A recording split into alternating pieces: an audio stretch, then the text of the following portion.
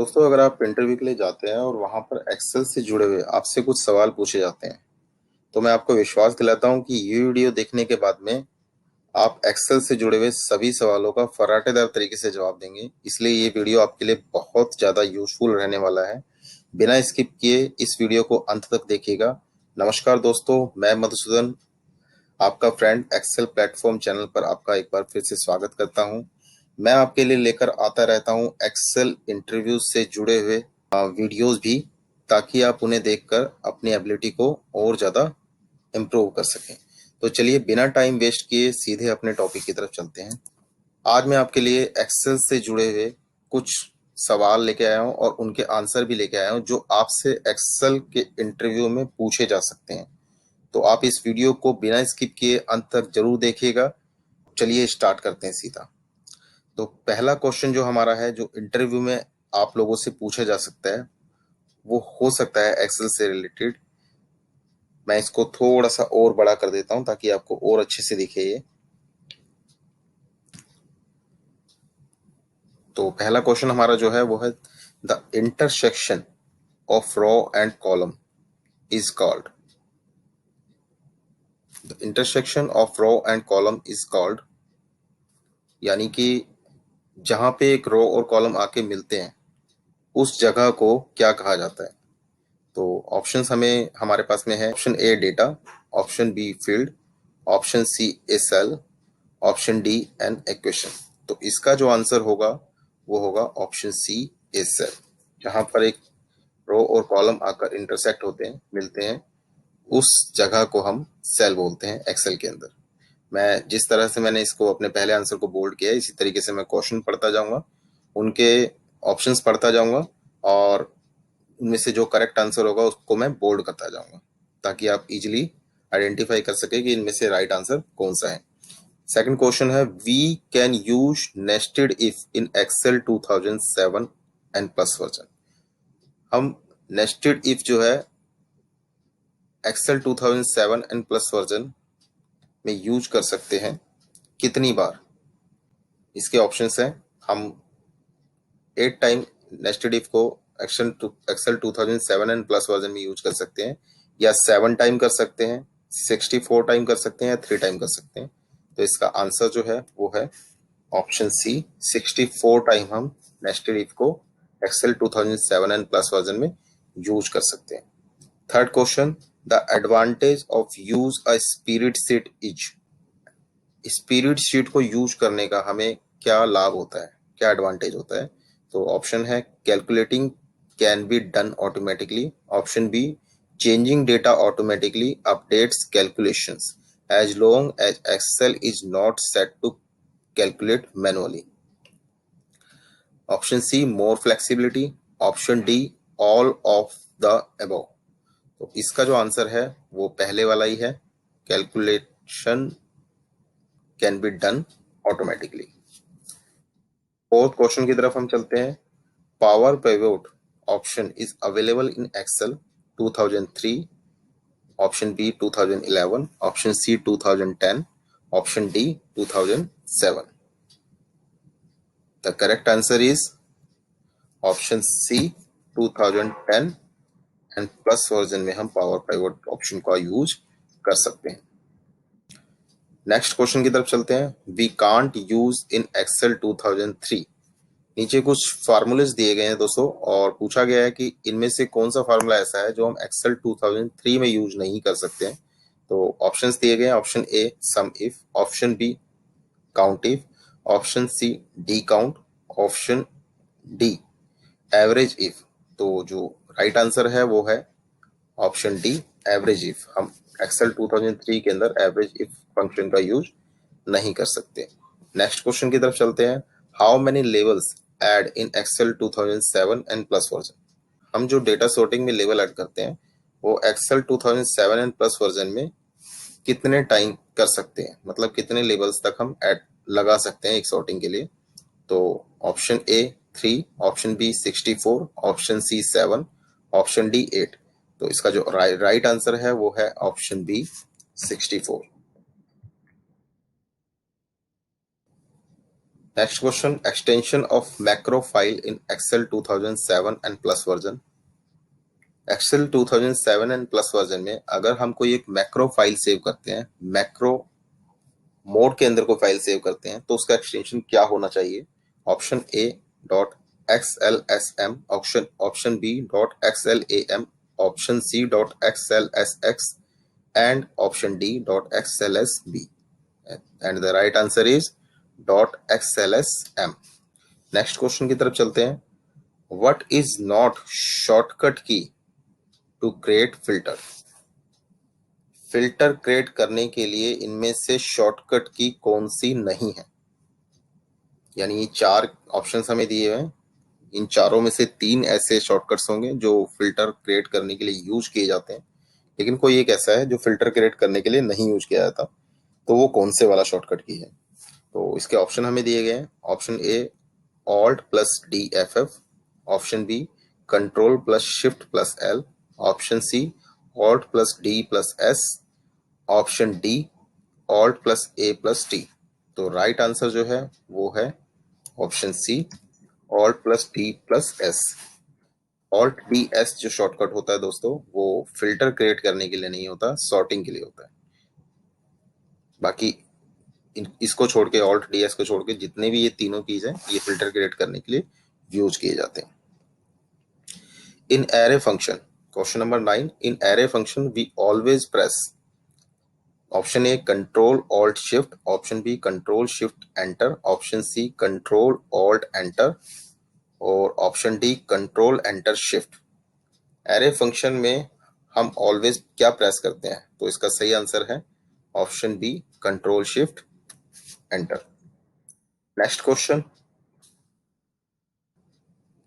We can use conditional formatting in single cell, we can use conditional formatting in single cell in Excel 2003 version. Excel 2003 version के अंदर हम conditional formatting एक cell में कितनी बार use कर सकते थे? Option A 7 time, option B 3 times, option C unlimited, option D 64। तो इसका जो राइट आंसर है वो है ऑप्शन बी 3 टाइम्स। अगले क्वेश्चन की तरफ चलते हैं हम। Shortcut key to create new worksheet.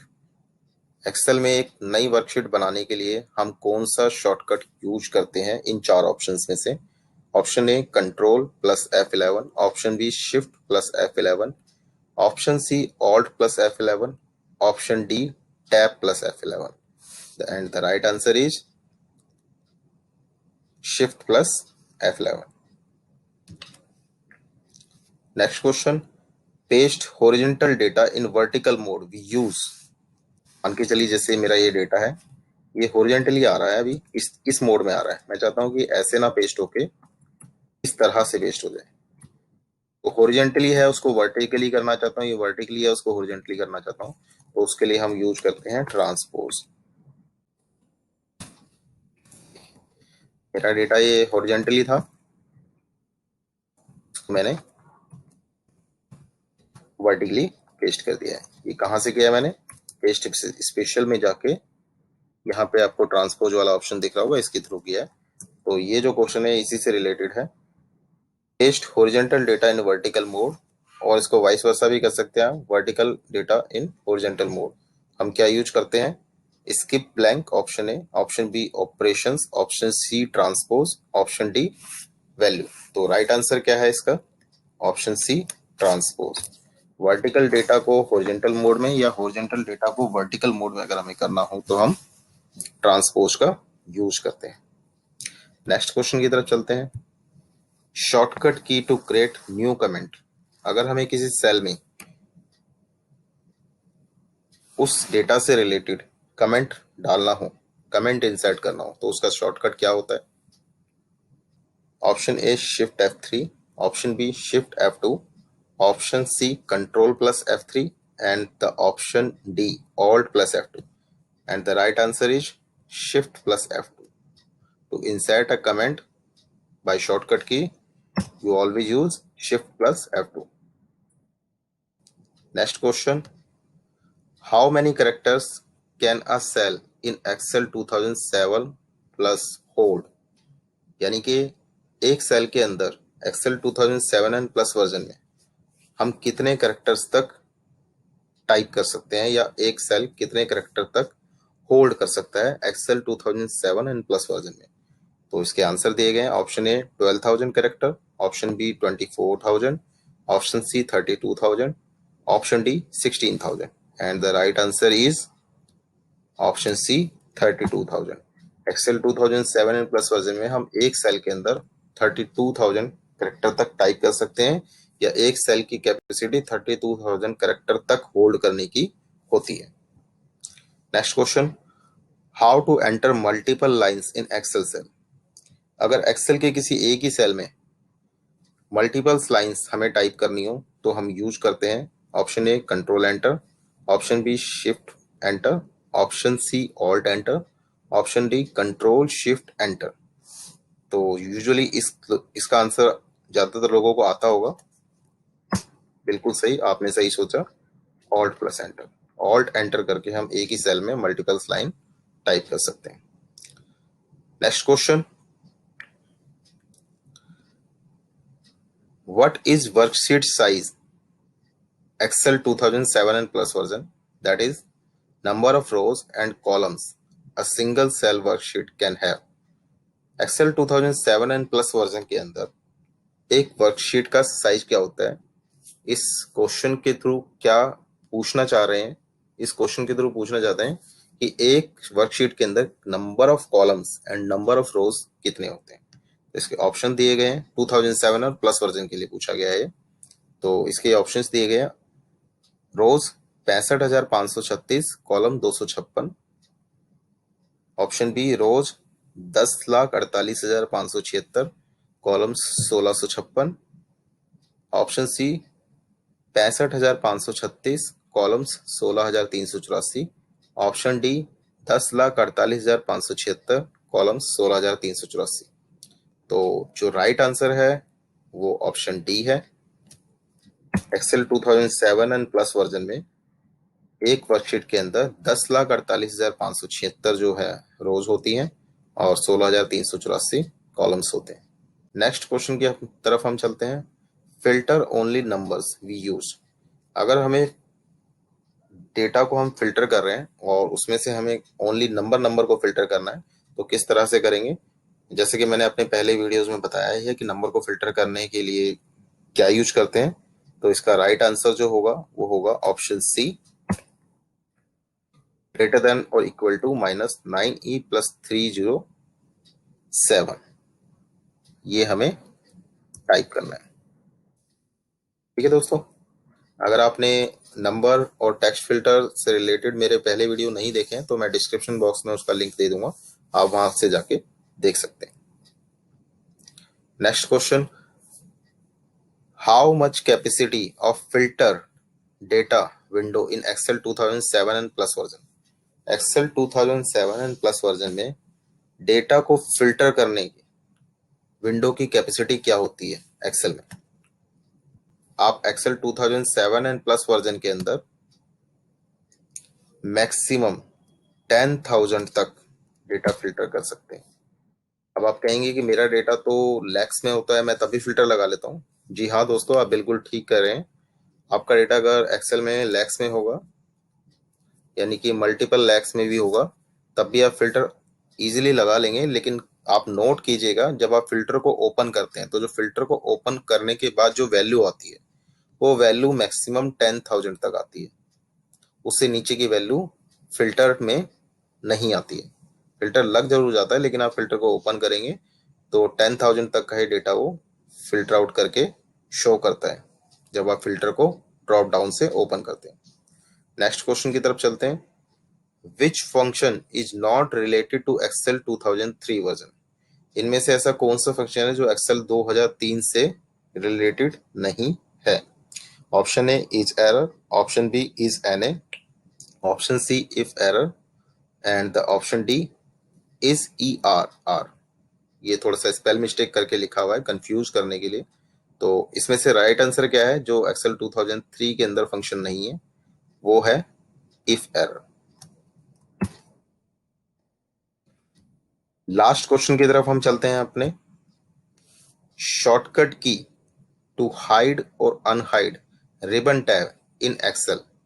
देखिए रिबन टैब होता क्या है, मैं आपको बता देता हूँ। जैसे ये मेरा एक्सेल है, तो आप यहाँ पे देख रहे होंगे कि एक ही रिबन आ रहा है, ये एरिया।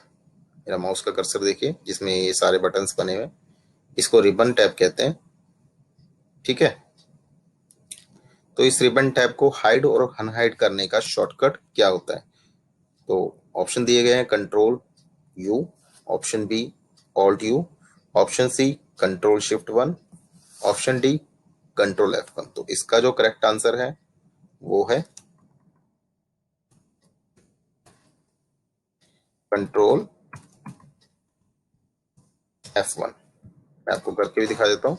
ये मैं अपने कीबोर्ड से कंट्रोल F1 प्रेस करता हूँ तो रिबन टैब हाइड हो जाता है, दोबारा से कंट्रोल F1 प्रेस करता हूँ तो रिबन टैब अनहाइड हो जाता है। तो ये कुछ सवाल और उनके जवाब मैंने अपने रिसर्च से, अपने एक्सपीरियंस से एक जगह क्लब करके आप लोगों के लिए रखे हैं। आप इस वीडियो को रिपीट कर करके देखिएगा, आपको जहाँ पे भी कुछ क्वेश्चंस ना समझ में आया हो, मैंने बोल्ड किया हुआ है तो आप इजीली देख सकते हैं कि कहाँ कहाँ पे बोल्ड करके मैंने राइट आंसर को रिफ्लेक्ट किया है। आशा करता हूँ कि ये वीडियो देखने के बाद में आप एक्सेल से जुड़े हुए काफ़ी सवालों के बारे में जान चुके होंगे और बड़े श्योरिटी के साथ आप इनका जवाब भी दे पाएंगे। ये वीडियो आपको कैसा लगा कमेंट बॉक्स में कमेंट करके जरूर बताएं। वीडियो देखने के लिए आपका धन्यवाद।